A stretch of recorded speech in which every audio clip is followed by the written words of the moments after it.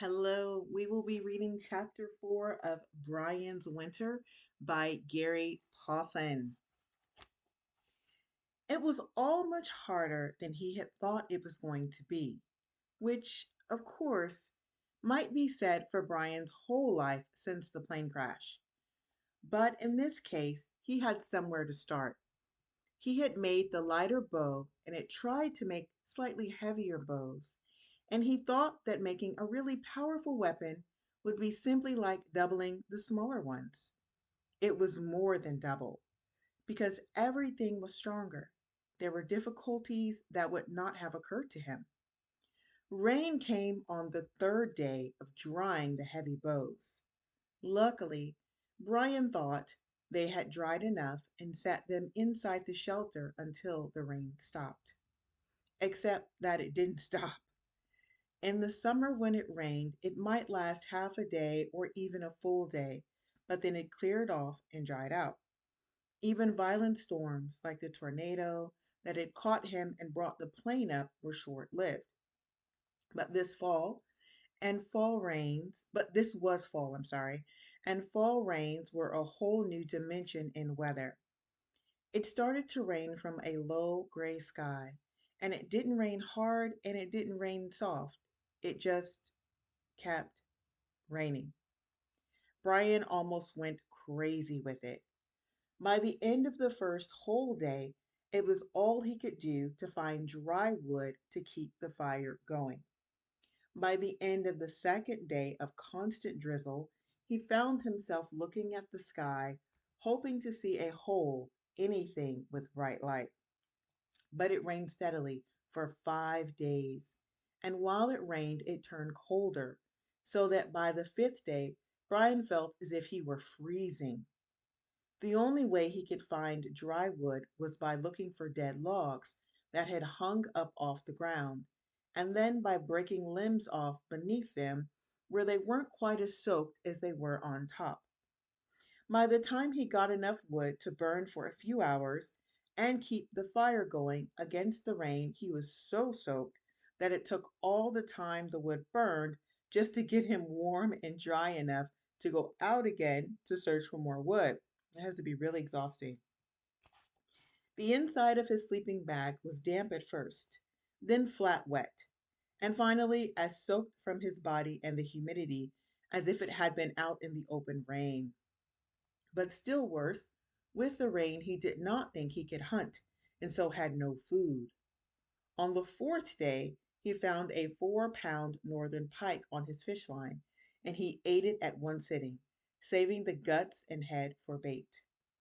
But he got no more fish, and by the sixth day, when it was clear that it wasn't going to stop raining, he believed now that it would never stop raining. By the end of the sixth day, he decided that he would simply have to live in cold rain for the rest of his life.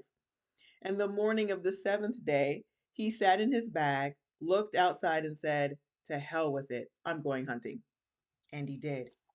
He strung his bow and took his arrows, after touching his medicine arrow for luck, and in a tattered t shirt, with the hunting knife at his belt, he set off into the rain.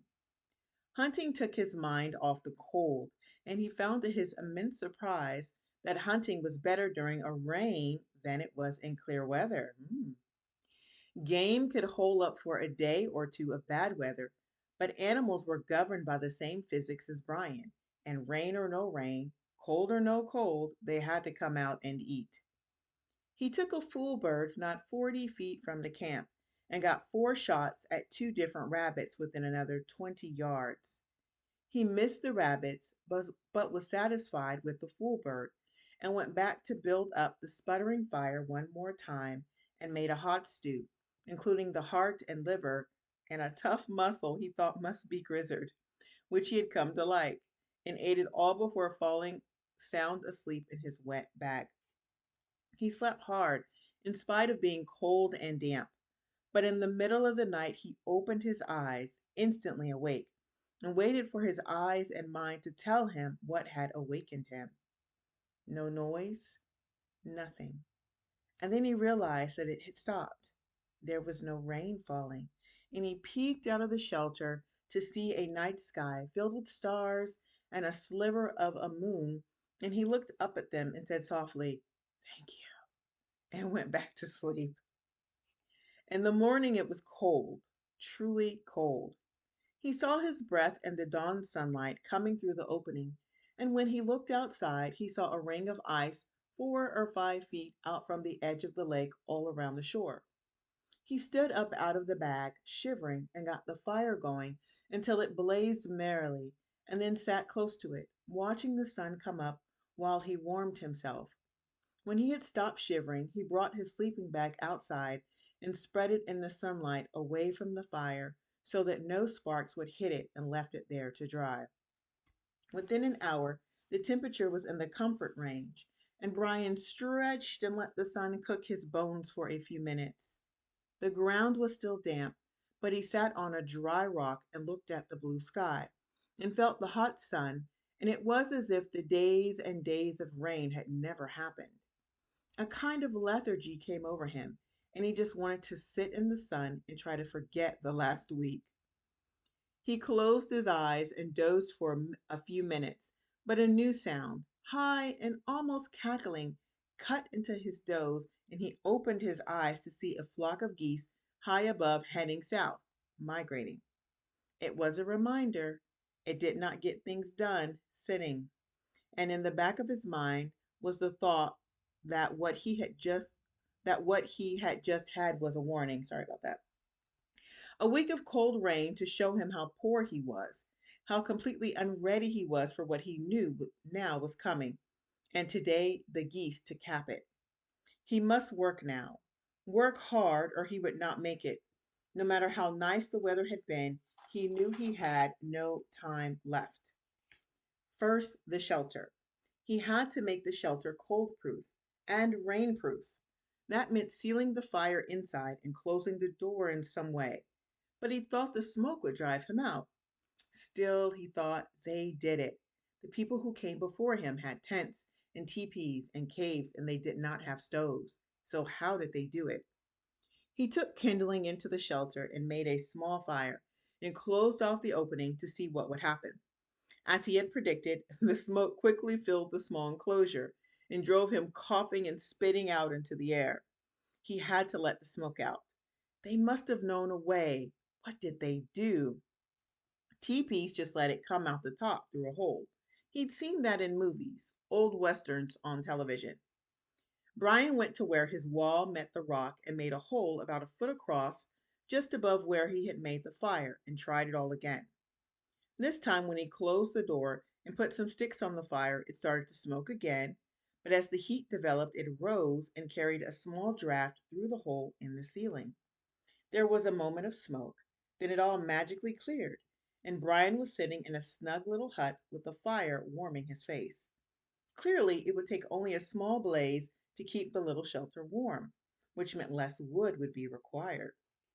The side of the shelter was still far from airtight, but about this Brian knew exactly what to do.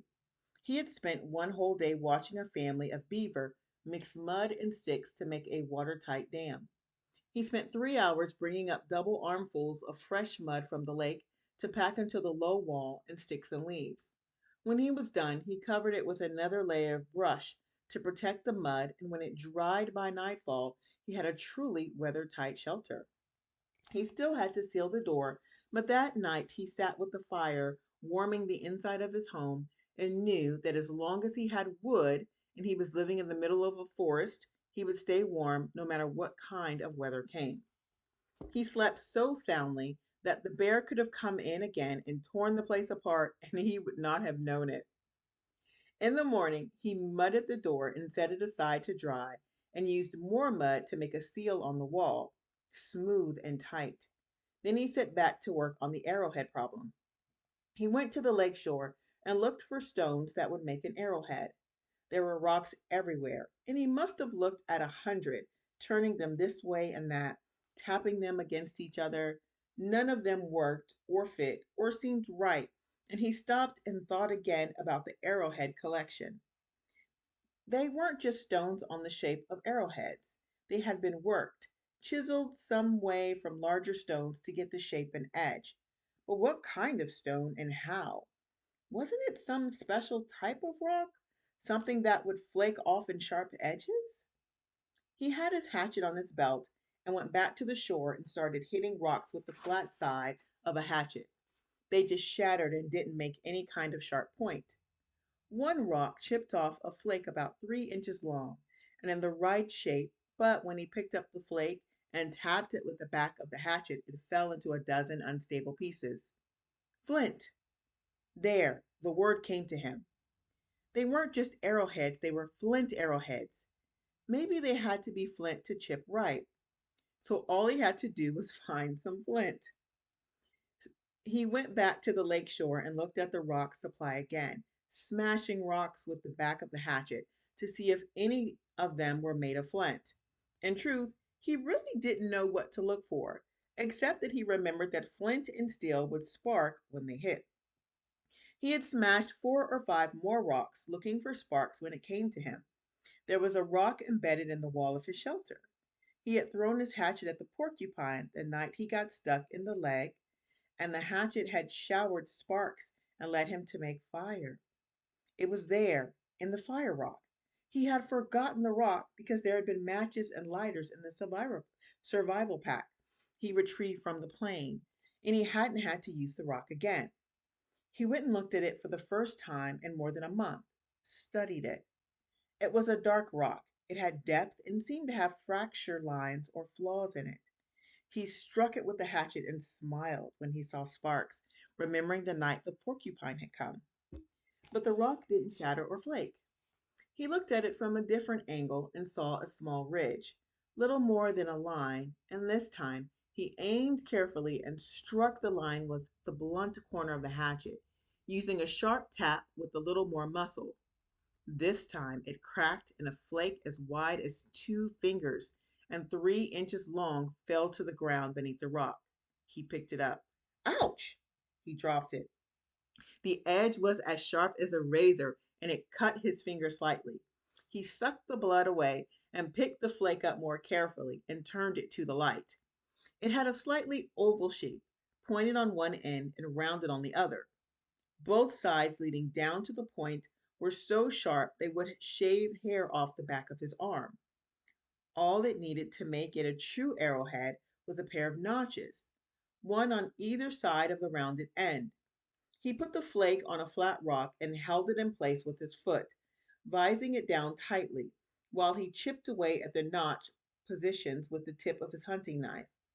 He started with two big apiece, and it broke the whole tip of the oval off and left the flake with a flat rear end. From then on, he took tiny chips, each no bigger than the head of a pin, until he had an arrowhead that resembled those in the collection. It was not finished as well as the ancients had finished theirs, but it was sharp and tapered the right way and had a notch for tying it onto the shaft. He took one of the shafts for the war bow arrows and split the grain on the end with the knife. He worked the point back into the split so that the notch was slightly recessed into the wood. He had nothing with which to tie it into position and was casting around for a piece of string, non existent except for the original bowstring from the first bow, or he would have used it long ago, when he saw the tree with the rabbit skins.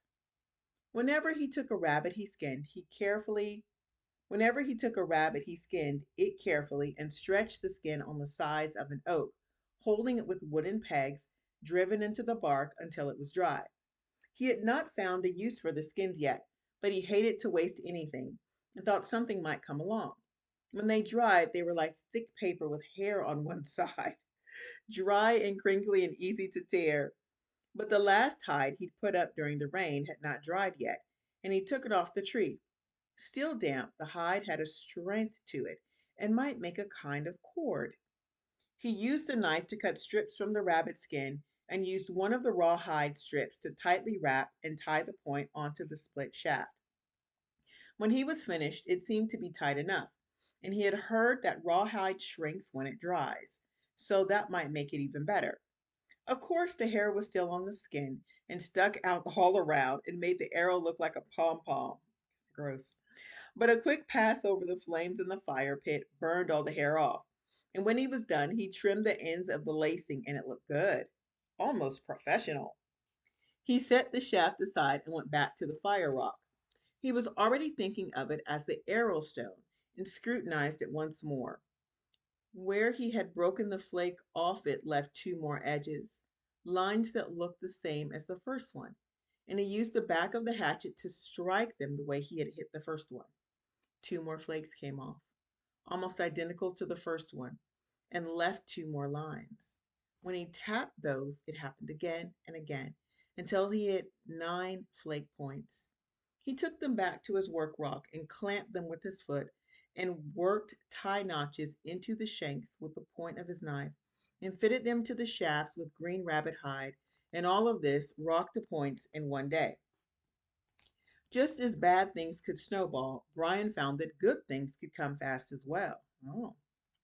While he was working with the rabbit skin in the cool evening, he turned it to get a better angle, and the hair brushed his hand and felt warm, and he realized he'd found a way to stay warm. He had 15 dried skins, and he brought them into the shelter at dark. He had not eaten again, but the hunger was not as bad now because he was excited. Working in the firelight, he trimmed the hides to make them clean edged and rectangular. He used one hide for lacing, cutting thin strips off the edge with his knife. The first aid scissors were too small to help, and started lacing the others together to form a large rectangle.